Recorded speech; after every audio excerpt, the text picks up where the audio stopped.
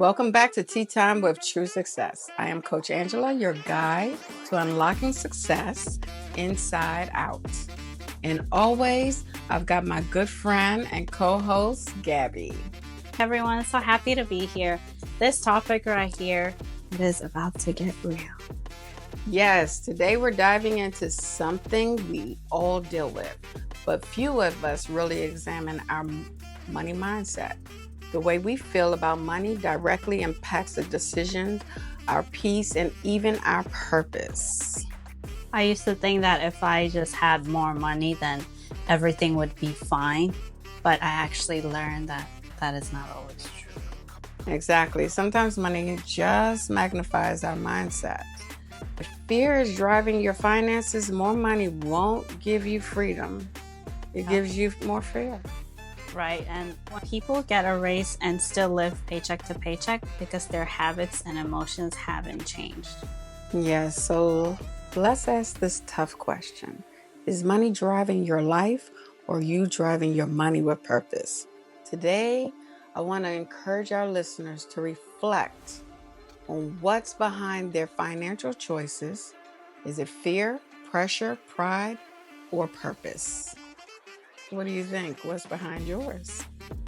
I think generally a lot of people end up getting driven by money because of how life is or because of the situation that they have or the responsibilities that they have. So they're every single day they just focus on, I need to make money, and like money is the problem. Like if I don't make money, then basically I'm just not gonna be better. I'm not gonna be a good a role model for my kids. So people end up focusing so much on like money.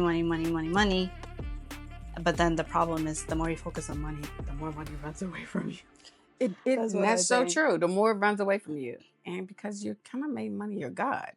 Yeah. And I had to learn, that was a hard lesson for me. Actually realize whenever I think and I meditate about money or am I focusing on it, because remember I said I'm big on budgeting and budgeting for what I need. And sometimes I get a little off track, not necessarily the best thing to do, but at the same time, I try my best to be a good steward over finances, but we kind of like get it confused. Are we being good stewards over it? Are we worshiping it? Are we making it just like, if I don't have this, I don't meet the status for others. If I don't have this, I can't do this. I don't have that, I can't do that. I kind of learned a little bit different. I'm starting to see money a little bit differently to the point that I don't allow it to control me. Yeah, and I think sometimes though, if you really think about it, some people, they're like, oh, money is everything. But then when they actually end up getting the money, get to that level, they end up seeing that there's actually so many other problems. So many other problems, right? Money. It can be family, it can be personal, it can be just, you're just not happy with how you got the money. Like there's just so much that goes into it. But I think some people, I guess at the end up finding out that really money is not everything, but it is important. It's important. It is very important. Yeah, the world that we live in kind of make it important, So we needed to pay bills. We needed so that we can feed our children, ourselves. We needed to keep the electricity on. We need it for a lot of things. But to be controlled by it, we don't need that. And you're right. A lot of people who make more money become fearful. They start wondering, are people hanging out with me because I have money? All they want, they keep calling me because they want some money. It's always a money thing. It's like, really? I don't want to be tied into that. I don't like to talk about it. I've never liked talking about money. That's an issue for me. That has always been a big issue for me. But I had to learn even why I didn't like talking about it. Wait, when you say you don't like talking about money, like with people in general, or Yes, with people in general. like any topic, or Any just that? topic. I don't like asking for money. I don't like talking about what my budget looks like. I don't like haven't, even when I was married, I never liked talking about to my husband and saying, okay, this bill is due, this bill is due. None of that. Really? Never I liked it. mean, with I I've think always handled the general. budget. And then it's like, I don't want to have the Yes. conversation. And I'm like, okay, you should automatically know how much it's supposed to be. So why do we have to have this conversation? But I realized for me, money was such a touchy subject that I always found myself in the either arguing about it or crying about it. So you're saying that you did not like talking about money because it either turned into crying or Arguing. arguing. Yeah. Why is that? Well, in the past, I always felt like I had to prove something. Always felt like I had to be the best. Felt like I always felt the pressure of being successful. Now, there were times, trust me, I've been very, very, very successful. Very, money was no issue. But there was always, I always lived that life of a roller coaster life, you know? I have money, no money, money, no money. It was so crazy. Even when my kids were young, I had it. Had it going on.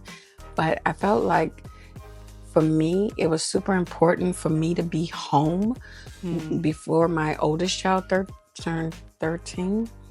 And the reason why, and I'm just going to tell this little brief story to give you an idea about how I ended up on this like nice little roller coaster, right? I felt like I used to pray and I asked God, please let me just be able to work from home, have a business, whatever I can from home, because this is one girl who is a big time, leader. She's out there. She tries everything. She wants to do everything. And I want to be home for her to be supportive of that and also make sure she doesn't get into trouble in all of her, um, exploring of life and her journey. I wanted her to be able to enjoy it, but I didn't want her to fall into traps doing it.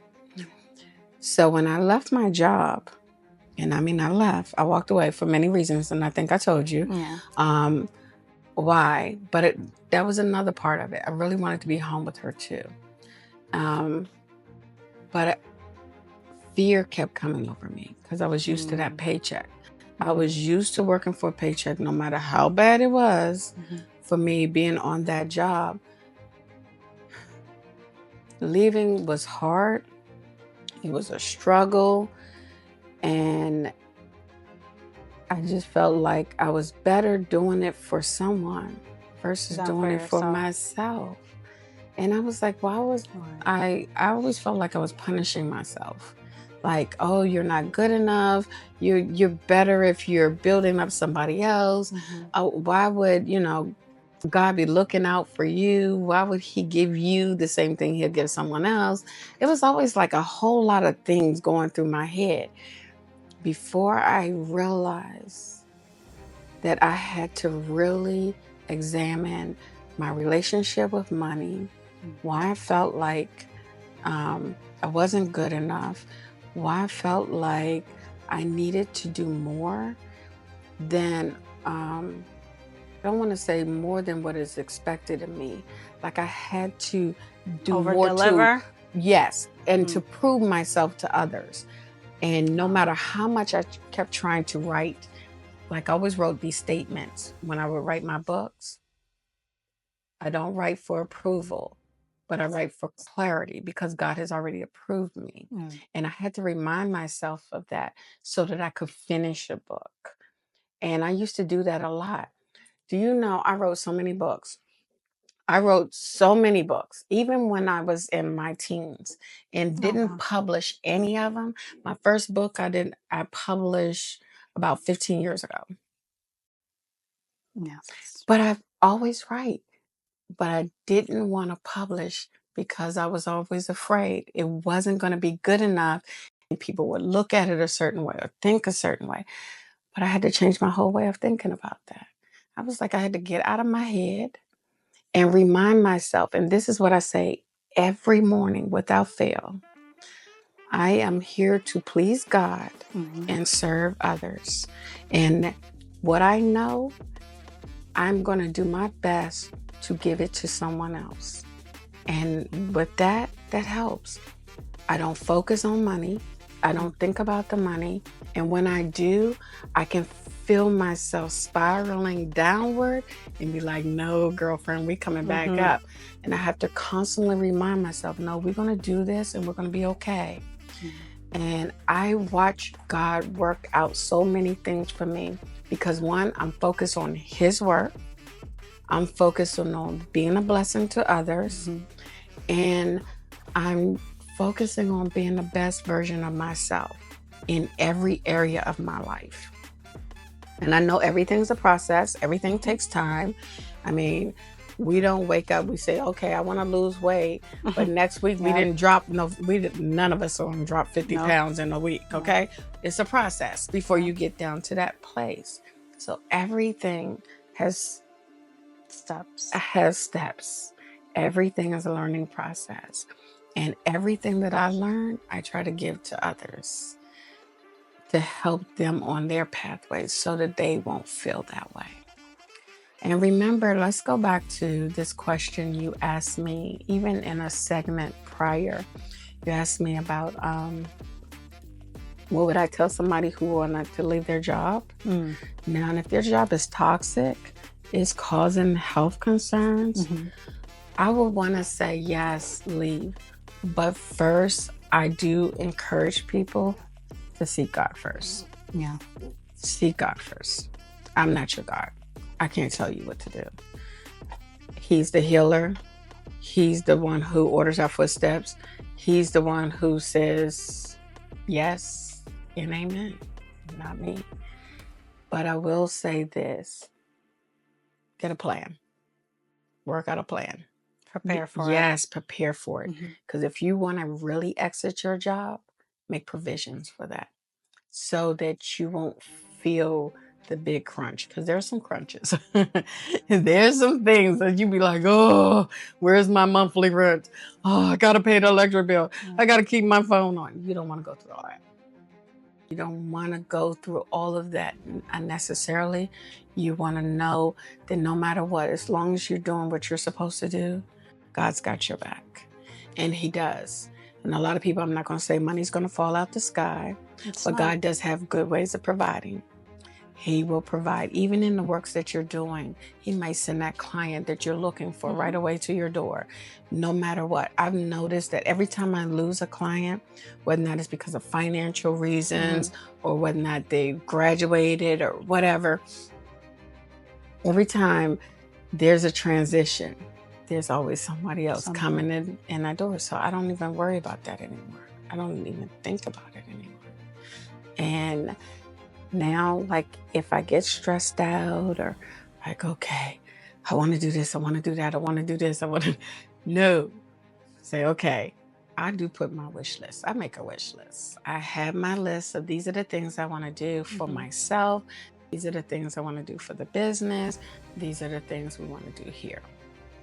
Let's just see what's going to happen. And I'll let it go. So let me tell you, remember I talked to you about that person, and this is a good example. The person that was advertising my book, the Mm. book Prepare Before the Grief. Before the grief, yeah. Yes. And it was so funny because I was going to buy more advertisement space from Mhm. him, Mhm. but I felt very strongly in my spirit just to get this section right here, Mm. see his work, see how he does before I go and Do more. invest more. Right. And I said, okay. But when I did that, what surprised me was his email. Mhm. And he said, oh no, this is a much needed book. I'm going to do more advertisements than I originally planned. Yep. He said, I know you bought this, but I'm going to give you more. And I thought that was amazing. I know that was nobody but God. And everything's been happening that way because the more I stay focused on God and His plan, the more I am doing to keep giving to this kingdom, Mhm. the better it is. Everything is just like easy flow. Everything And I can't flows. wait to tell so much. I have so much to share with you because there's some other things that's happened. And it's like, oh, wow, I can't believe that happened. Can't believe I got through I'm this. like, oh my God, did you do that? But when I actually finish and finalize everything, oh, you're going to hear a good story. This thing is like, is this even possible? But Like, how did thank that you. happen? Yes, how did that happen? I love it. And I'm so excited about it. I'm excited about everything. Now, don't get me wrong. In the midst of every intention, distraction always follows. Oh, It's yeah. almost like the enemy just comes in like boom, Yep. boom. I'm like, can you quit? I'm like, I'm trying to focus here, but then there's so much going on here. So yeah. But the thing about it is, when you said, like, enemies, distractions come, I think that's God's way to make you stronger, because you have asked him for something. So he's like, well, in order for me to give you that, you need to have this level of strength or this level of maturity. So he's going to put you through the storm first before you get the sunshine. And I know. And that's kind of it's hard. It's hard. But just kind of embracing that, because in every storm, there is a lesson. There is a lesson that you can share with someone else later to help them in the midst of their storm or whatever they might encounter. Because everything does happen for a reason. For I don't sure. think things just happen. Not at all. Neither. He planned it. He has a plan for every single one of us. And I think if we do trust him and follow his footsteps, then that's when you'll realize, oh, that's why I went through this, because of what I went through. That's why I'm here. For sure. Mm-hmm. Yeah. So what's one step people can take this week to flip their money mindset? So I suggest people ask themselves, what's driving me financially right now? Fear or vision? Then write it down. Because clarity is the first step to transformation. So when you write down your fears, all your fears that you have about money, everything, fears of having it, fears of not having it, fears of losing what you have, fears, any type of fear that you have, and write down the visions that you have, that you want, that you're afraid of. Mm-hmm. Everything, because it affects us. Our mind sometimes plays tricks on us, but you have to remember one thing. You're in control of your mind. Mm-hmm. You're in control of what you're thinking. So I say, take control today. It is very important. Let's take control today and start writing down, because we're going to cancel out those fears. Mm-hmm. We're going to get rid of everything. I used to host these parties, especially like either my birthday or Bible study gatherings. And I would have everybody write down a long list of their fears, everything that they wanted to be rid of.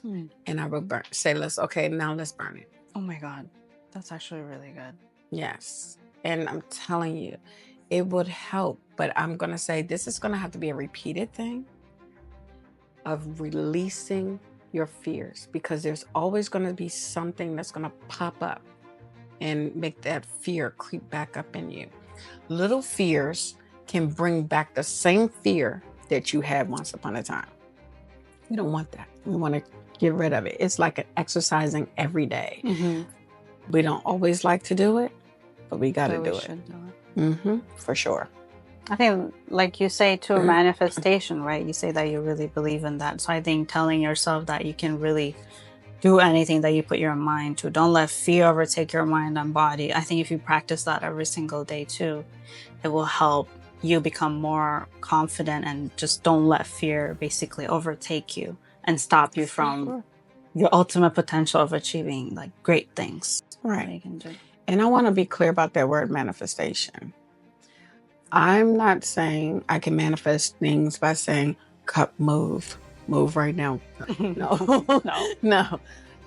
But in what I believe, what I have faith in, I truly believe that it will come to pass. Because one, the Bible tells us in Habakkuk 2:2, write the vision and make it plain. Mm-hmm. And that it will come to pass. It's going to happen. So we have to trust that. Writing a vision, reading it, and believing that it's going to happen. But controlling your mind, all those negative thoughts, you get to replace it with a positive thought. Mm-hmm. And the more you replace it with a positive thought, the better you are. Me, not only do I replace it with a positive thought, like if I wake up and I'm having a really, let's just be real, funky morning, okay? I actually get into a praise thing. I started praising my way into a good mood. And sometimes I'll turn on a gospel song and I'll just start dancing in the room or whatever and just jamming until I've shaken all of that stuff off of me. Because if we take that outside of our bedroom, we're taking it to everybody. Yeah. And we don't need to do that. Why do we need to make somebody else's day rotten because we don't feel our best? Feel your best before you even get out that room. Get excited about your day because it's a new day filled with new opportunities, and you're great because the God who created you is great. So let's just be great. Always be prepared. Be positive. Be positive. Yes. And I like that. Be prepared. Because whatever we're doing and whatever we're trying to get to, we even have to prepare our mindset. It's crucial. It is. Be prepared. Yeah. Imagine you walk out and you're just not feeling good and you're very cranky, but then there's somebody in front of you or somebody that you bump into that, who knows, like actually has that opportunity that you need or have been wanting, but because you're just in a cranky mood or in a bad mood, you just walk past them and you just pass. That means you lost your opportunity. But if you went out and, you're happy, you're excited, although your whole life is crumbling, and you just, let's say, bump into that person and you say good morning, or you just smile, then who knows? That can turn into a whole conversation, and then you'll end up getting that opportunity, or I don't know, that person might have something that you've been looking for. Just never know. You never know. So always be prepared. I love everything we have been talking about so far. So now we would like to hear your thoughts. Please drop a comment. Let us know your stories. Tag us in the social media with your answers. And we'll be back next time about a deep one. Why money still controls so many people, even when they have enough. Don't miss it.